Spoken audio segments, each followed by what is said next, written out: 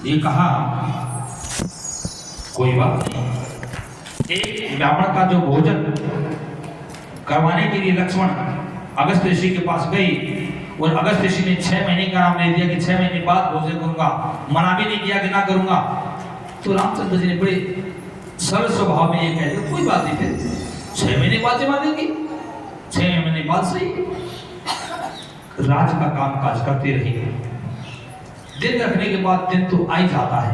अब 6 महीने अब बीत गए थे, जितने अतिथि मुख्य विशेष अतिथि आए थे उनको विदा किया, तो दोबारा 6 महीने बीतते देर नहीं लगी। जब 6 महीने पूरे होने लगे कि कल पूरे हो जाएंगे, तो लक्ष्मण को फिर भेजा श्री राम ने कि जाओ अगस्त ऋषि का हमने निमंत्रण दे रखा है, उनको कह दो कि महाराज कल आपका न्योता है, अजीवने के लिए चल रहा है। अगस्त ऋषि के पास लक्ष्मण जी गए, महाराज प्रणाम। प्रणाम किया, अपना नाम गांव गोत्र बता। प्रणाम करते समय अपना नाम, पिता का नाम, गोत्र बोला जाता है। मैं फलाना आपको प्रणाम कर रहा हूं। बोलो कैसे आई? महाराज आपका न्योता दिया था, कल आपको भोजन करना है। किसके घर से? श्री राम के घर से। ये सुनकर के अगस्त ऋषि आग में भूला हो गई, गुस्से में आ गई। क्या राम के घर में भोजन करूंगा मैं?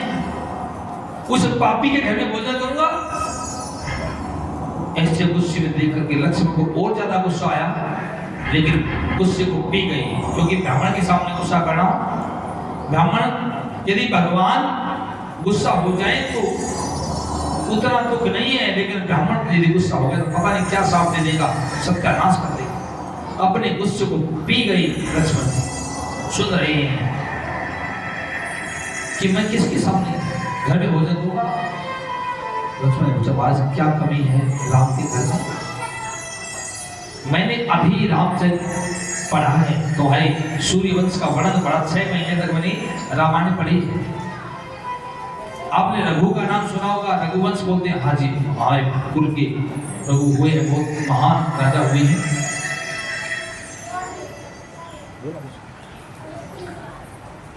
आपके कुल में रघु नाम के राजा हुए हैं। अब राम के भाई लक्ष्मण को अगस्त ऋषि बता रहे हैं और लक्ष्मण सुन रहे हैं। रसोई में पास बैठे, तुम्हारे कुल में एक तो रघु हुए हैं। कैसे हुए हैं? रघु की 7 रानियां थी। ध्यान से सुनना, रघु की राजा की 7 रानियां थी, राजकाज में बहुत व्यस्त थे। गंगा स्नान का समय नजदीक आ गया, कार्तिक की पूर्णिमा को गंगा स्नान आज भी हम करते हैं। जो कुल पुरोहित था, वशिष्ठ के कुल गुरु हैं, 10 और भी पुरोहित होते हैं। उस समय जो कोई ब्राह्मण था, प्राय पूजा पाठ किया करता था, कथा सुनाता था, छुटपुट काम पूजा के करता था, गरीब सा ब्राह्मण था। उसको राजा रघु ने बुलाया, महाराज मैं तो राजकाज में व्यस्त हूँ, आप गंगा स्नान करके आओ, आपका खर्चा खाना मैं दूंगा और मेरे लिए गंगा जल ले आना, मैं यही स्नान करूंगा गंगा जल से, क्योंकि कई दिन लगेंगे, पैदल जाना, पैदल आने में काफी पुण्य माना करते हैं कि यदि पैदल चला जाए तीर्थ स्नान के लिए तो काफी पुण्य प्राप्त होगा, या रथ में बैठ के जाएंगे तब भी काफी टाइम लगेगा। एक रानी है, 7 में से एक रानी, उसकी भी इच्छा है कि मैं भी गंगा स्नान करके आऊं, उनको साथ ले जाओ, आप साथ में 1-2 दासी बाती को ले जाओ, रथ ले जाओ, लड़ते कपड़े ले जाओ, सब कुछ। वो ब्राह्मण चले गई, कुछ खर्चा राजा ने पंडित जी को दे दिया, जो रास्ते में खर्च होगा कर लेना, बाद में आके आपको दक्षिणा दे देंगे। वो ब्राह्मण चले गए, कई दिन लगे आने जाने में, वहां रहे, स्नान आदि किया, बार-बार रानी से पूछते थे, कुछ चीज चाहिए, कथा सुनाते थे तो रानी सामने बैठ जाती थी। कई दिन तक उस रानी को अच्छे ढंग से पंडित जी ने देखा, वो रानी उसको सुंदर लगी, बड़ी सुंदर राजा की रानी, तो वेरी ब्यूटीफुल। वापस जब आए गंगा जल लेकर के, और राजा रघु से कहा महाराज हम नहा के आगे, स्नान करके आगे। ठीक है पंडित महाराज, बहुत धन्यवाद, ऐसा करो कल आपका निमंत्रण है, क्योंकि गंगा स्नान करके आती हैं तो ब्राह्मण को जमाया जाता है, जमाते हैं और कुछ दान देते हैं। तो मैंने समझो मैं स्नान करके, पत्नी स्नान करके आई है, मेरे लिए आप जल लाए हो, आज मैं नहा लेता हूँ, कल आपको जमा करके भोजन करा के दक्षिणा देंगे। ठीक, कल आप जब आपका मौका हो खाने का उस टाइम आ जाना, बताना किस टाइम आएंगे। जो भी समय रखा, पंडित जी स्नान करके आ गए। रानियों ने भोजन बनाया और भोजन पंडित जी ने किया और दक्षिणा देने लगी। तो पंडित जी से पूछने लगी, बोलो पंडित जी क्या दक्षिणा दें आपको? तो पंडित जी बोला, जी जो मैं मांगूंगा वही दे दोगे? हाँ पक्का, इसमें कोई आपको संदेह है? बोलो क्या मांगोगे? सरल स्वभाव में रघु जी ने कह दिया कि जो मांगोगे वही दे देंगे। तो पंडित जी ने कहा, महाराज जो रानी मेरे साथ स्नान करने गई थी ना, वो रानी मुझे दे दो। रघु ने कहा ठीक है, आप बैठो, थोड़ा आराम करो या घर चले जाओ एक बार जाकर, फिर आ जाओ। कुछ समय, घंटे 2 घंटे का समय मांगा। पंडित जी बड़ा खुश हुआ, बोझ हो गए। हाँ बोल रही राजा ने 7 रानियों को आदेश दिया कि अपने 16 श्रृंगार नहा धो के पूरी मेकअप करके तैयार हो जाओ। वैसे तो रानियां अक्सर तैयार राय करती हैं और ज्यादा तैयार होगी सज धज के। और पंडित जी को बुलाया, महाराज आ जाओ। 7 को खड़ा कर दिया, 7 रानियों को। पंडित जी महाराज को कहा कि महाराज ये 7 रानियां हैं, ये रानी आपके साथ नहाने के लिए गई थी, ये लाल चौधरी ये गई थी, लेकिन 7 में से हो सकता आपको कोई इससे ज्यादा और अच्छी लगती हो, जो अच्छे लगे वो ले लो आप। ऐसे राजा रघु थे कि आपने देखा तो एक कोई है ना, हो सकता है उससे ज्यादा कोई और अच्छी लग जाए। ये तो आपके साथ गई थी, काला सूट पहने लाल चुन्नी ओढ़ ली, लेकिन ये 7-6 और हैं, इनमें से जो आपको ठीक लगे वो ले जाओ। अब पंडित जी ने देखा एक से एक बढ़ के, एक से एक ज्यादा सुंदर, मती मारी गई। महाराज मुझे तो सारी अच्छी लगे, सारी दी। बोलो जय श्री राम। लेख की बात है, ये ज्वाला प्रसाद में सज लेते हैं।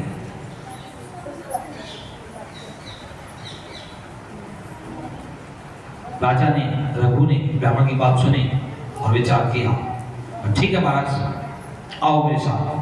7 रानियों को बुला लिया और राजगद्दी के पास गए। महाराज, पंडित जी महाराज को कहा इसके ऊपर बैठ जाओ, बिठा दिया और अपने सिर का मुकुट उतारा। राजा ने अपने सिर का मुकुट उतारा और पंडित जी के सिर पे रख दिया। महाराज ये 7 रानियां यदि एक दिन भी आपके घर में रहेगी तो खा जाएंगे काट के, एक दिन भी आप इनका गुजारा नहीं कर सकते, फिर मुझे पाप लगेगा।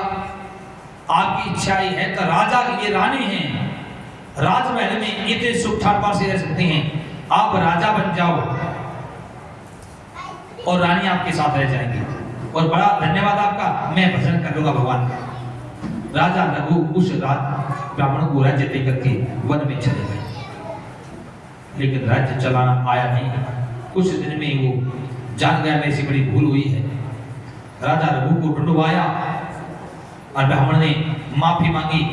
चाहता तो पैर पकड़ना था, लेकिन रघु ने पैर पकड़ने नहीं दिया। महाराज ब्राह्मण पैर पकड़े ये कोई शोभा नहीं देता। फिर से राजा रघु को राजा गद्दी पर बिठाया। राजा रघु की ये कथा अगस्त ऋषि लक्ष्मण को बता रही है कि तुम्हारे खानदान में ऐसे राजा हुए हैं जिन्होंने ब्राह्मण को एक रानी मांगी तो 7 रानी दे दी, राज भी दे दिया। और एक राम है, एक छोटी सी पत्नी सीता 1.5 बेलाद की, और एक रावण ने उठा उसका सत्यानाश कर दिया था। वो भी ब्राह्मण था, विद्वान था, 4 वेद 6 शब्द का ज्ञाता था। ऐसे राजा के घर में मैं भोजन करूंगा, ऐसे पापी के घर में इतनी ब्रह्म हत्याएं कर दी उसने।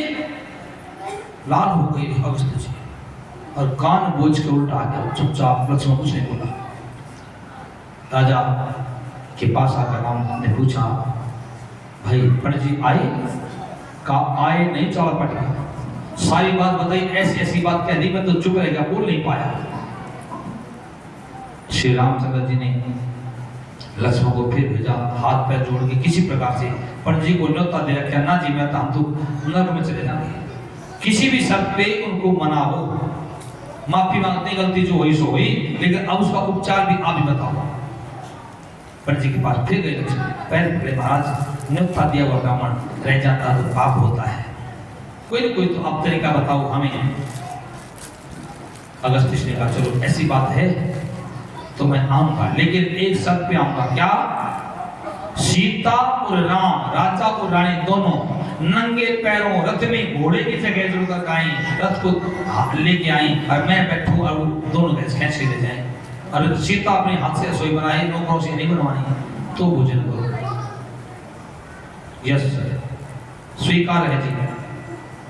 श्री राम ने कहा सीता धोती संभाले, बोले त्याग, और रथ में जुड़ करके भगवान श्री राम और सीता अगस्त्य ऋषि को बैठा करके रथ में लेके आए। सीता माता ने भोजन बनाया, पंडित जी भोजन कर रहे हैं, सामने सारा सामान जो बनाया था, ये भी तरीका होता भोजन करने का, जो कुछ बनाया सब कुछ उसको दिखा दे। और आलू थे पेट भरने पास और बढ़िया चीज पाया कोई, अरे मैं तो पछताया। इसलिए पंडित जी को पहले जो कुछ बनाया एक बार दिखा दो, उसकी इच्छा ज्यादा किसी में रुचि हो ज्यादा खा ले, चूरमा, हलवा, खीर, लापसी, पूड़े, जो कुछ बनाया सब उसके सामने रख दो। सारा सामान पास में रखा हुआ है, पंडित जी बैठे हुए हैं, अभी खाना शुरू नहीं किया है। पंडित जी की आंखों में से पानी आया, उसको रोता देख करके सीता ने सोचा खाने में कोई कसर रह गई, मेरी तो बेइज्जती हो गई, रो पड़ी। सीता भी रोने लग गई। ये कहेंगे कब तो रावण की कैद में थी, आज दिन रानी बड़ी बैठी, ये वन में आया। लक्ष्मण ने सोचा मेरे अंदर कोई कमी रह गई, वो भी रोने लग गए। फिर राम जी की आंखों में भी आंसू आ गए। हनुमान जी बैठे दरवाजे के ऊपर, जो सब रो रहे हैं, तो हनुमान ने सोचा रोना ही होता हो तो भी रो ले। हनुमान जी भी रोने लगते थे। अब रामचंद्र जी पूछ रहे हैं क्यों मालिक हैं, पर जी महाराज भोजन में कोई कमी रह गई? नहीं, बहुत बढ़िया भोजन है। फिर आंख में पानी क्यों आया? पंडित जी ने कहा मुझे कलयुग दिखाई दे गया। आज हमारी ये इज्जत है कि मैंने बहुत भरा बुरा कह दिया, बुरा भरा राजा को, लेकिन बोलने की हिम्मत नहीं हुई। हमारी धोती आसमान में सूखती है, हमारी पुकार में घास चलती है, जो कह देते वही हो जाता है। राजा रानी को बोला तो मुझे पालकी में बिठा के लाई है, लेकिन कलयुग में क्या होगा ब्राह्मणों का, मुझे वो दिखाई देगा। झोपड़ी में हमारी धोती सूखेंगी। और आज तो मैंने 6 महीने का नाम ले दिया, तो 6 महीने रुके रहे आप, लेकिन पंडित जी लोग जजमान के बहाने के घर लगे रहते पोता और आइंदे देता दे दे, और जान लोग कहा चल चल ये देता तन देख ही खाला कि मैंने हमारी बहुत खाली है, ये बोला जवाब देता। ये हाल पंडित जियों का होगा कलयुग में, इसलिए मुझे आंखों में पानी आ गया। सीता तू क्यों रोई? सीता बोले महाराज मुझे भी कलयुग दिखाई देगा। आज मैं सती हूँ, सतियों में मेरी गिनती होती है, लेकिन कलयुग में जिस नारी में सारे ऐब होंगी, जो चरित्रहीन होगी, उसको तू देखी तो बड़ी सीता, ये कह के पुकारेंगी जिसमें के पास भी नहीं मैं, उसमें मेरी संज्ञा दी जाए। राम ने पूछा लक्ष्मण तुम्हारी आंख में पानी क्यों आया? लक्ष्मण बोले महाराज मुझे भी कलयुग दिखाई देगा। आज मैं भाई के लिए समर्पित हूं और आपकी बात को रखने के लिए अपने मन की बात भी नहीं कह सकता, इतना सम्मान भाई का करता हूं, लेकिन कलयुग में छोटा भाई बड़े भाई का सिर भी काट देगा, ये हाल होगा। और लोग कहेंगे मैं तो लक्ष्मण जैसा भाई था तो बर्तना आया, मैं तो लक्ष्मण जैसा भाई था तो नहीं बर्तना नहीं आया, ये कहेंगे लोग कलयुग में। ऐसे भाई में मेरी संज्ञा लक्ष्मण की संज्ञा देगी, इसलिए मेरी आंख में पानी आ गया। श्री राम ने हनुमान से पूछा हनुमान तू क्यों रोया भाई? सबने कलयुग दिखाई देगा तो मुझे भी कलयुग दिखाई देगा महाराज। आज मैं भगवान श्री राम का चला अनुरागी हूं, कोई दोष मेरे अंदर नहीं है, लेकिन कलयुग में वे आदमी जो 15 दिन तक नहावे नहीं, शराब दारू पिएंगे, सारे चरित्रहीन होंगे, और मंगलवार ने जोत लागे नाले लागे हनुमान आ गए मेरे अंदर भूल जा पड़ेगा। जिनके मैं पास नहीं पटकता वो हनुमान का भक्त कहलाएंगे। मेरे में बालाजी आ गया, इसलिए मैं रो रहा हूँ। वो आज आप सब देख रही हैं माताओं, ये सारी बातें आज हो रही हैं। फिर सब ने मिलकर भगवान श्री राम से पूछा, पंडित जी ने पूछा महाराज हमारी तो पूछ रही, अपनी और बताओ। उन्होंने कहा मुझे भी कलयुग दिखाई देगा। पंडित जी महाराज आपने जो शर्त रख दी वो हमने पूरी कर दी। मेरे पंडित जी महाराज मैं ब्राह्मणों के वशीभूत हूँ, मेरी पूजा चाहे कोई ना करी लेकिन ब्राह्मणों की पूजा करता मुझे अच्छा लगता है। लेकिन पंडित जी महाराज ऐसी शर्त कभी कलयुग में मत रख देना तुम, ना तो आपकी बेइज्जती होगी और मैं उसको सहन नहीं कर पाऊंगा। नरेश का न्योता दे दिया सत्यनारायण ने, भाई तेरा न्योता से ठीक से भाई जी मिली क्या बजे भाई मन मंदिर में जाऊंगा, शिव जी के मंदिर में जल चढ़ा गाऊंगा, शिव सती दी दो कुमार गाऊंगा, फलाई बने लगन लिखाना है भाई 9 बजे जाएंगे। चलो कोई बात ना, और कोई पंडित मिला ना था न्योता दे ठीक से भाई। और इन 9 नहीं 10 बज के 10:30 बजे पंडित जी ना है। इतने ममता रोटी दे दी किसी ने ना, इतने बामा नहीं जी मिलेगा, इतने कोई कई लोग आई पुरानी तो हुक्का भी नहीं बन दिया करती पंडित जी में बिना आग भी ना दूं, ऐसा हमने देखा है। सारे बाल भूखे बने, पंडित जी आया नहीं। सत्यनारायण जी भीतर के गए, बाहर बड़े दिखे, फिर हुक्का पीने लगे, पड़ोस में जाके बैठ के लोगों करे मोहन बाट देख के भाना का खड़ा पेट पे हाथ फेरे, मुंडा मुंह कर रहा। सत्यनारायण आया मारने बात करे, अरे क्यों खड़ा, क्यों मुंडा मुंह कर रहा है?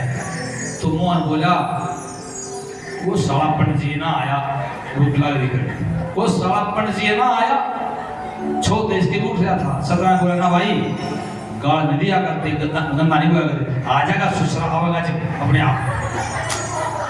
तो ये हाल आज पंडितों का कलयुग में हो रहा है। भगवान श्री राम ने कहा ऐसी सब महाराज कलयुग में मत रखना। बोलो जय श्री राम।